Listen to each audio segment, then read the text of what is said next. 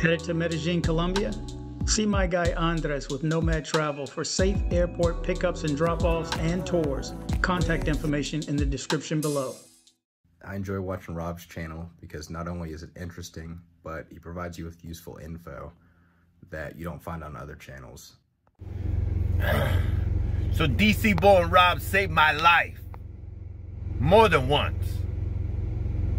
dcbornrob, I love you, man.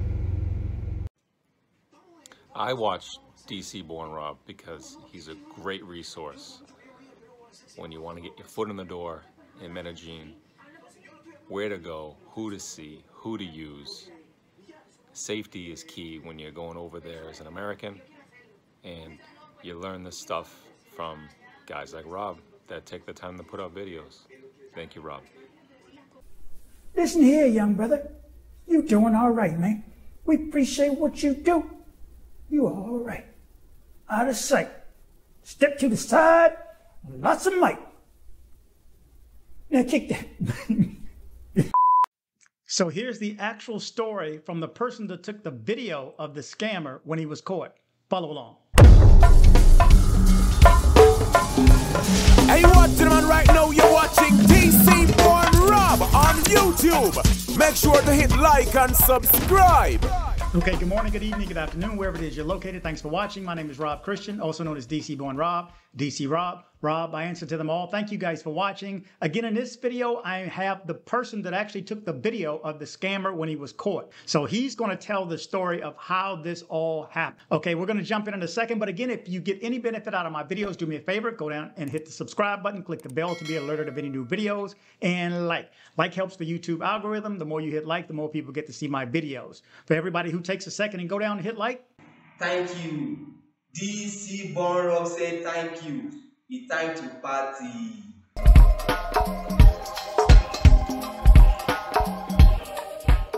That's right. This is for you. Okay, so let's just jump into the actual story.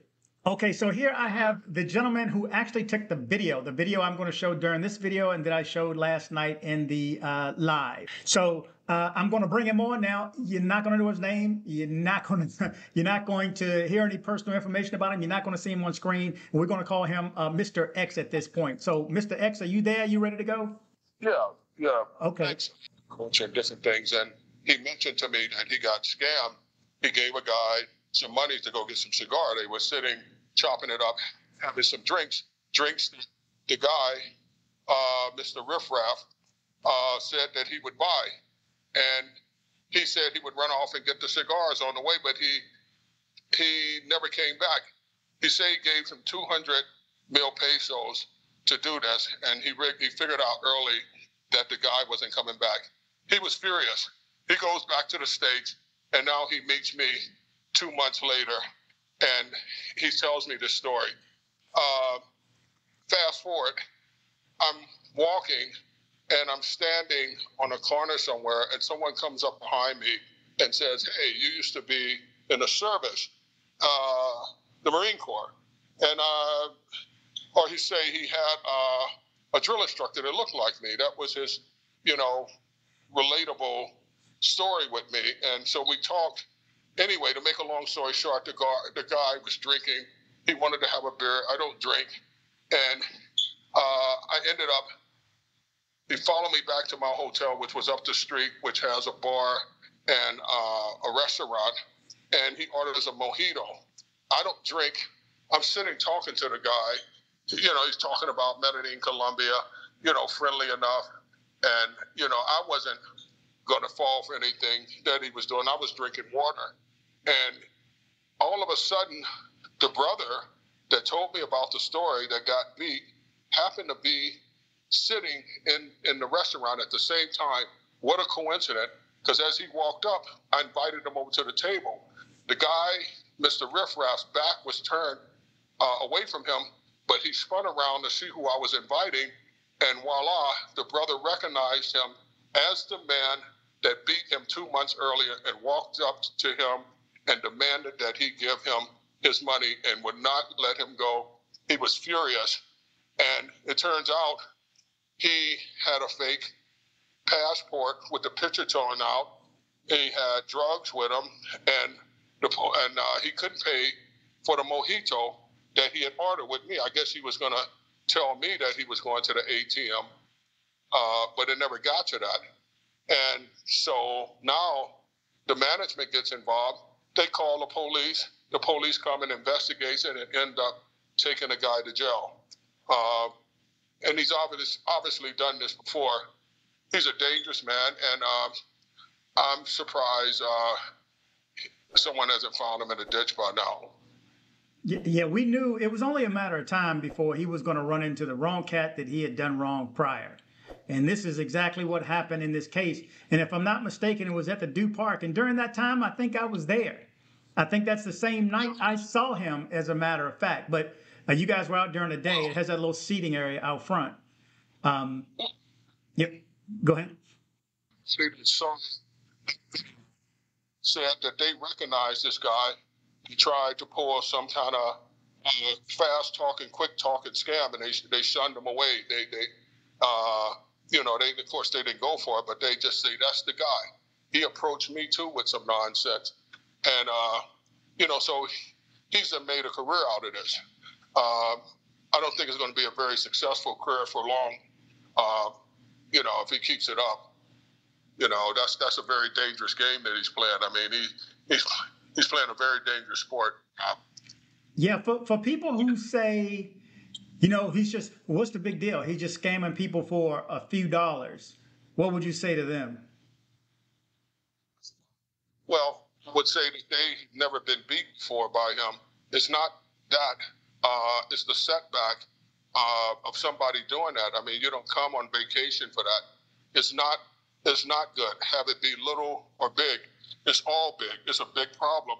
To rip someone off for their honest earned money, that's not right. It's a big deal. It's a very big deal. It's huge. It's a problem. See? Mm-hmm. And of course, and when we show that video, and I actually show it again, and I cut it and I zoom in, when you kind of zoomed in on what he reached into his wallet. I guess the police asked him for his ID, and he reached into his pocket and pulled out his wallet and a passport that was missing, a U.S. passport that was missing the picture of it, but a little baggie fell on the ground too. Two little baggies. It seemed like he was dropping baggies.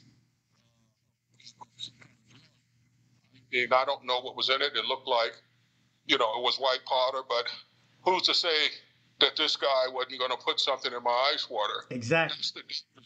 That's the dangerous part. See, and those who say it's not a big issue,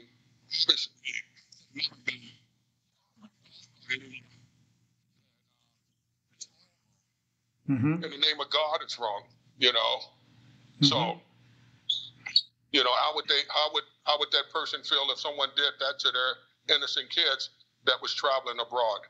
You put their children or their loved ones in their shoes and say that it's a little big thing when their little girl or their little boy innocently travels and come across somebody like that that's willing to take advantage of them. Then reassess and say it's a little bit of problem.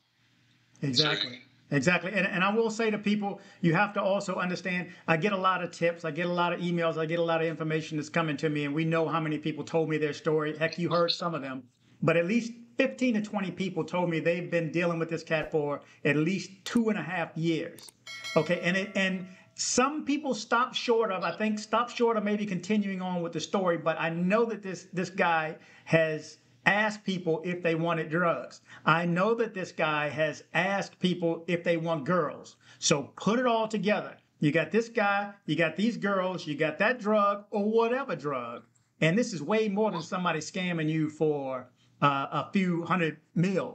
It may be a hotel price, or it may be the cost of a meal and some. You saw him in that other video where he took somebody to that place that had that fancy drink where they were showing a little smoke coming off of it. And he looked like, I'm sorry, in that video, it looked like he wasn't going to pay. He just looked like, oh, that's good. Yeah, that's good right there. To someone that has traveled all over the world, and I've been in every massage and titty bar all over. So it's not my first rodeo or first picnic. I say, that doesn't appeal to me. I know how to get girls. I don't need you to do that for me. What you're talking about, you're wasting your time. I don't need what you're selling. I mean, it doesn't appeal to me. You know, he tries to hype it and make whatever he's talking about so epic that, oh, I got to do this, I got to do that. That's something you talk to a little boy about. Now imagine the people that say that it's not a big deal. Imagine their kid going to see that's interested in something that he's selling and get taken. But I watched him study me. When I shut him down like that, I saw him trying to maneuver a thought that might get him back in to trying to fill me out. But it never happened because the brother walked up, and if one could have saw the way he walked up, it was like something out of a movie, because I had no idea what was going on. When I saw his face, I thought, you know, he's a happy-go-lucky brother, and I didn't know that this was the guy he was talking about until he came up to the table, got in this guy's face, and he was almost blowing smoke out his nose. He was so mad. He locked the gate. He closed the gate as if it was going to be a UFC fight. And I said, oh my, there's nothing I can do. I approached the guy, Mr. Riffraff. I say, listen, did this happen? Did you take this guy's money? He told me about this story. I didn't know it was you, but now that I know it is, did you do that? If you did, reach in your pocket and give this man his money, because it's going to be a problem for you. So he fumbled around. He said, I got to go to the ATM. And the brother said, no, this is, he said, listen, that's his game. That's his game. That's what he does. Don't trust this guy. He said, you're not going nowhere, and you're not leaving here until I got my money. And he was, if the police hadn't came, the guy would have had a problem that he wish he hadn't had. And that's how that went. Yeah, so the police were actually called by the hotel because I guess it's a big hubbub going on outside. Police could not arrest him. It wasn't until he didn't even have enough money to pay for his mojito. And he pissed me off and got me real stirred up, and I calmed down when he told the police that I said that I was going to pay for the drink, so that was going to cover that. And I told him, I say, you a lie. I did not agree to pay for your drink, and you don't want a problem with me. And the police called me and said, it's not worth it. You just walk away. And then they arrested him because he could not, basically for not being able to pay his drink. And then they went through his pockets and saw the fake identification. It was a passport with the picture torn out. He was all over the place, you know, with false identity, and he was a mess. And he was drunk. You know, it's like he had been drinking all night. I mean, I knew that coming up, and then he wanted beer. You know, maybe he was on something himself, and you know, he did have 2 packets of drugs that he dropped. So it was 2 bags? It was 2 bags, but he didn't just drop it. He didn't actually. He conveniently got out his wallet because he knew he was getting ready to go to jail, and they were going to find it anyway. So that's when they found the second one. Teaching is the mother's skill of anything that you're doing. So he's very good at what he does. This career move he made, you know, slick is slick, you know, good is good. I mean, and you're going to be good at whatever you do. So he was able to drop that conveniently out as he was pulling out a card, and the police never even saw it. Somebody had to point it out to him that right below the police feet was a packet of drugs. And then he walked back to the table, and one of the police, and they were watching him from that point on when they got that one baggie, and he seemed like he was trying to slip another one out, and the police called him and set it on the table. Like say, no. They picked it up in front of him. Oh, yeah. And they say, no, this was the second baggie. That was my favorite part of the video, where when you pointed out the coca, and they look down and they act like they didn't see it at first. But I want to know what was on his mind for that 3 or 4 seconds when the baggie was there.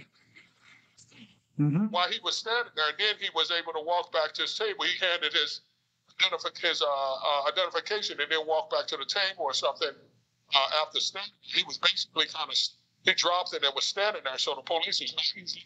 Well, when you recorded, it wasn't there, and then he pulled out his wallet, and then it was there. So it was the only place it could have come from. Well, no, I saw him drop it. I mean, I saw him drop it. I mean, of course, I saw it fall. They don't take that too well, being beat. This brother, if I hadn't have been there, that guy wouldn't have made it to the police station because he wanted him, and I told him, I said, it's not worth it. It's not worth it. But then after a while, when I stopped trying to the prevention when the guy straight out tried to pull something slick, saying he had to go to the ATM. He's got to go get the money. And the brother said, no, that's what you always do. That's what you did before. And you didn't come back. You're not leaving here.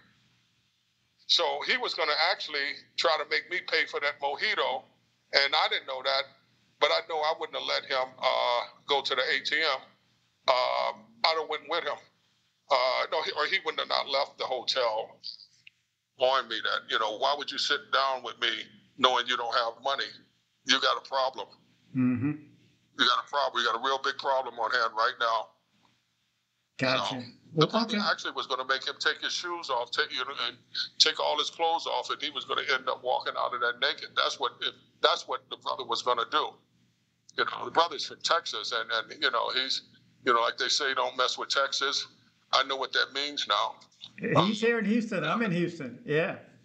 He said, let me get you a drink. Let me get you a drink. Let me get you a drink. And so they have beer or whatever. And then he say, you want another one? I'll get you another one.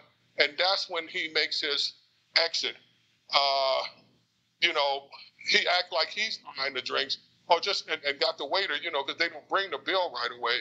And then he slips out before the bill comes. And the brother figured it out right away, because your brother said, I wouldn't mind having some good cigars. Bingo. So the guy, he plays on whatever you like, and he bills, and he used that as his out. I know where to get some cigars. So he said he gave him 100 mil pesos, and he said that wasn't enough. He gave him another 50, and he said, well, give me some. And he tried to get more from him, but he said, no, that's enough. 200 mil pesos is enough for some cigars.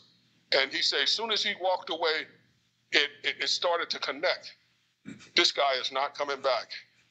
And he started, he was furious from that, and he just never let it go. He went all the way back to the States and came back hoping that he would see this guy again.